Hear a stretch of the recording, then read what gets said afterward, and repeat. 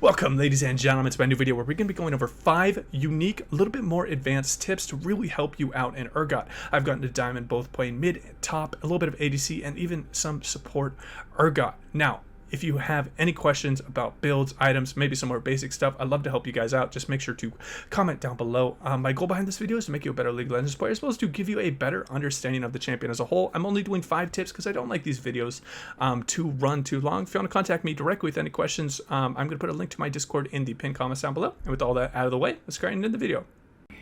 Alright, and getting into the first thing that you do not know about Urgot, and that is the Fog of War showing you your max range combo. Now, all you need to know with your Stridebreaker E flash combo is you need to have about a Teemo's worth of fog behind the target, and you will be able to hit them with your Stridebreaker E flash. However, once you get on the, if they are right on the edge of the Fog of War, and you do your Stridebreaker E flash combo, it will not hit the target, and it is pretty much right on top. Now, if they take a step forward, you'll be able to hit them, or maybe if you take a step forward before this combo, you will be able to hit them, but just use this as the perfect indicator of when it's going to hit and when it is not going to hit. As you can see here, the Teemo has a little bit of fog behind it, so the Stridebreaker E flash is going to hit it, and this is going to just be a great way to utilize some innate tools that you might not be looking at when you're using Urgot. The second thing that I want to talk about with Stridebreaker that is extremely helpful, particularly in the late game, because your legs have such great scaling with your AD, and particularly with levels giving you percentage max health physical damage.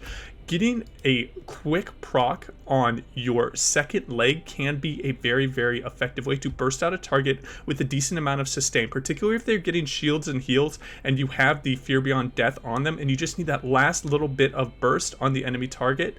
Doing a Stridebreaker is going to be a very, very quick way to get a second proc on your leg.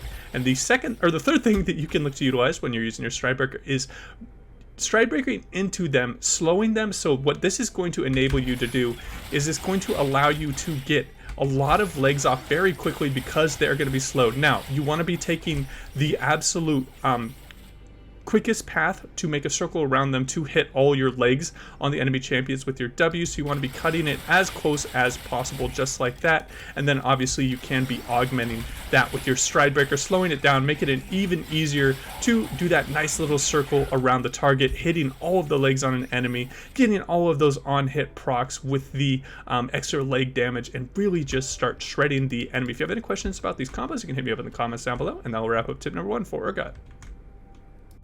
Alright, and getting into tip number 2, the easiest way to get a very, very quick lead on Urgot in lane is by pulling off this combo on level 1. Now, generally, the lane stay is going to be a little bit screwed up because we're in the practice tool and I have a gold lead, so my wave is going to push a little bit harder than theirs. So what you want to be looking for is an enemy target that is just about to look for some CS, and you are going to want to throw an E on them and hit them with your press the attack. Very few enemy champions are going to be able to outtrade you in this level 1 situation because of a couple things. Press the attack has a great base damage. Your disdain shield is going to give you more trading potential because you don't start taking damage for a little bit of time because you have that very nice shield, and it does a decent amount of damage. So the only champions that you need to be careful with in this level 1 trading pattern, first of all, is a very, very extended trade against a Darius. Wukong can beat you if he commits with the Doran shield, and his passive can outtrade you, but pretty much any other champion is going to very much struggle in a level 1 situation when you're able to press a proc the attack and start it with an E. Now, how you want to essentially look to pull out this E is you need to look for a minion with low health on your side, and when they are about to commit with a locked frame of them auto-attacking on that target, and they are walking towards it, that is when you want to start your E. You don't want to wait for them to just about to be hitting it to start your E. You want to predict their movement and then throw out your E and starting to get the press the attack. I've gotten several first bloods using this because you are essentially throwing them behind you. It is just going to be a really, really great situation because they're going to have to run back to the turret. If you can hit that level 1 E, it is going to just give you an instant lane lead. It's going to give you instant prio. You're going to be able to roam for your scuttle. You're going to be able to help with invades from your jungle, so always look for these level 1 E trades on enemies. However, you do need to be a little bit careful of level 1 duelists like Wukong with this very strong passive, and sometimes Darius. If you miss your E, he can punish you quite heavily. And that will wrap up tip number 2 for Urgot.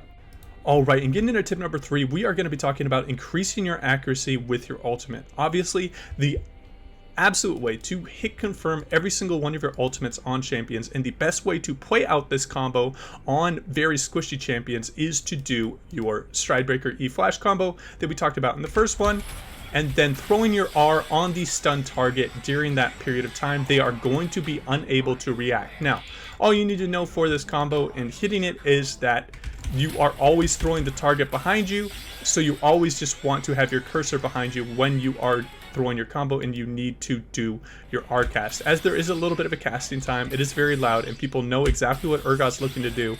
Doing your combo and just waiting a little bit, maybe fighting a little bit, waiting for them to get up to a lower HP threshold to throw out your ultimate can be a way to miss your ultimate and essentially miss some kills. So really take advantage of the stun to land more of your Rs. At the very least, you should at least be looking for your Q slow to make sure that it is going to be harder for them to dodge out on your R, which is a really strong way to play out. Maybe if you're going against a little bit of a tankier champion and you want to wear them out, throwing your Q into an R can be a great way. But squishy champions, again, you want to confirm your R with the E stun to get them in a very tough situation. Because they are going to be slowed for 4 seconds, you should be able to kill that squishy target and get them to that very low threshold, because just hitting the E flash and maybe a couple of ticks of your W should get them to that very low point. And that will wrap up this tip for Urgot.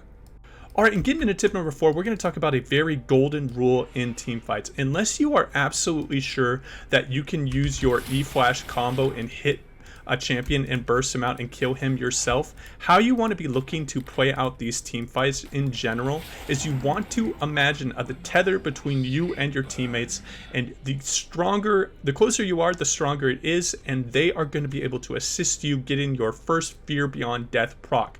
Now, the absolute most impactful thing that you can do in a team fight is by executing an enemy target and then flashing in onto the enemy's backline while hitting them with a lot of damage and fearing them in rough situations. So always make sure that you are looking to play front to back on Urgot. I cannot tell you how many Urgots just overdive on the backline, and maybe there's a Soraka or a little bit of peel. Maybe he flashes out and starts kiting you and or blocking you out, and then you're so far away from your allies they can't help you get the execute on this target. This is just going to put you in such an insanely rough situation, particularly when the enemy team has squishy divers. The way to just instant win team fights is by hitting an E on them and then having a executable target in the front line that your allies can really beat up and help you proc in those situations. And that will wrap up this tip for team fighting on Urgot.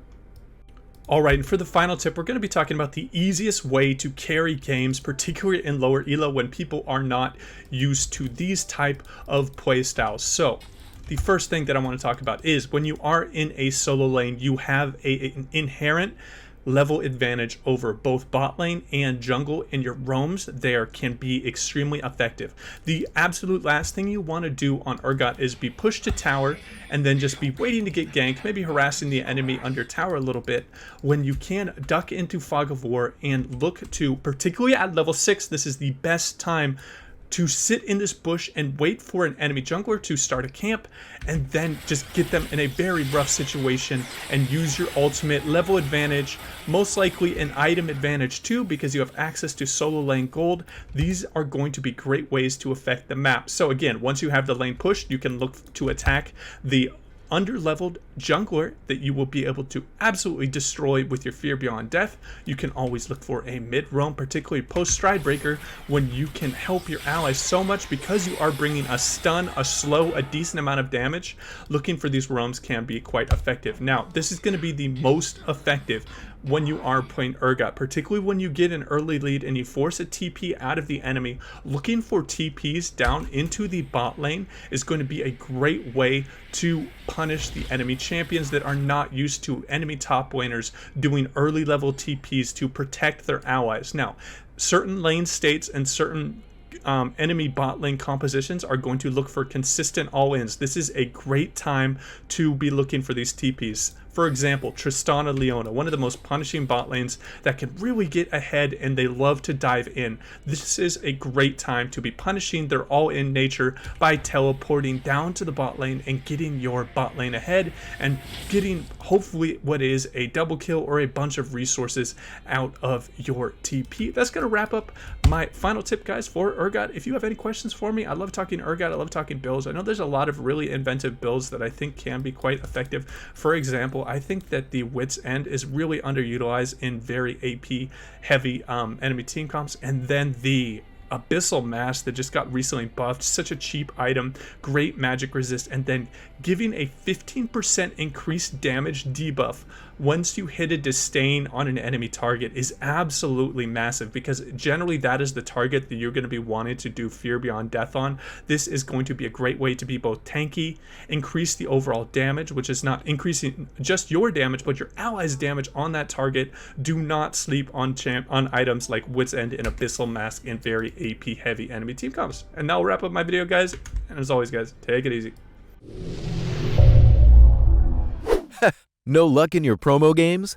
Not even one pentakill? Did your teammate rage quit? Feed the enemy team? Just jump over to turbosmurfs.gg and do like the pros, buy a fresh level 30 account. We offer high-quality accounts and service that reflects in our 5 out of 5 star rating on Trustpilot.